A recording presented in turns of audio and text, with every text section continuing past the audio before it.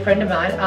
For the people who haven't heard my story, I met Francine in 2002 in Paris. She was a film producer, made many movies, and she's going to tell you a little bit about her life. And the first thing she says is, I now want to re-engineer myself, and I want to do something in a global aspect and elevate people to get out of poverty.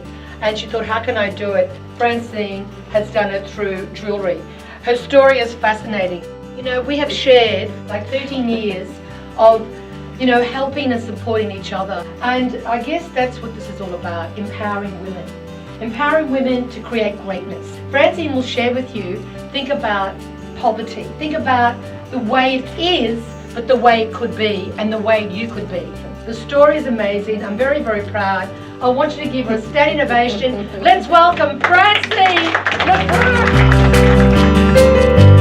I was a Broadway producer and produced all these hits on Broadway and won Tony Awards, and then I went on to Hollywood and made films and won Emmy Awards, and I decided that I wanted to do a film about the Rwandan genocide. In 1994, 1 million people were murdered in 100 days, and even though they were calling help, help, nobody came.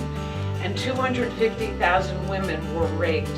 The UN estimates that almost 70% of them became HIV positive. And I had this fantastic script, and all of a sudden the movie Hotel Rwanda comes out, and Hollywood said, you know, they already did it. So I felt compelled to do something on the ground. I met with a friend who was making peace baskets, and I said to her, who are the women most left behind? And she said, the ones that are HIV positive. And I thought, well, what if I could give them a job? What if I could offer them a hand up, not a hand out? What if I could employ them? What would I do? So I decided that I would try it. So we started with 4 women, and we started to make jewelry. And the effects were just incredible. And now we have 130 women working full-time. Friends were saying, are you out of your mind? You're going to give up Hollywood and you're doing what? Make jewelry in Rwanda? You know, you need a psychiatrist. And it was really only Sarina who said, you know, she supported me because she understood the idea that the greatest dignity you can give someone is a job. So the model for this was a business model. It was not a charity model, because I believe that work brings dignity. What if we paid the women 15 to 20 times the average wage? What if 100% of the proceeds went back into the business to empower more women? One bracelet actually pays for health care for 1 year. One necklace pays for school fees for 1 year for a child, whether it's clean water, whether it's food for a month.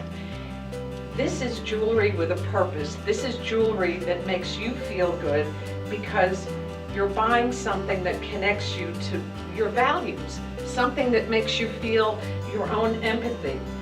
So that's why I started Same Sky, to connect us to giving people jobs and giving them the dignity again. We need to look at the way we shop. We need to start caring about creating a more soulful economy.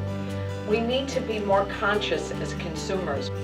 Why not buy something that also makes you feel good about yourself and has a residual story and knows that it connects you and acts as a ribbon to women and to the world that's not part of our consciousness. It's trying to create a movement to really look at poverty and find a solution in our own lives without having to be philanthropic. And so this was my idea, to do something to connect us, to look at a new way to deal with poverty through employment and through shopping, and to really empower women, because when you empower women, you empower their families, you empower a village. It transforms their whole life, and then you wear something and it makes you feel good about yourself.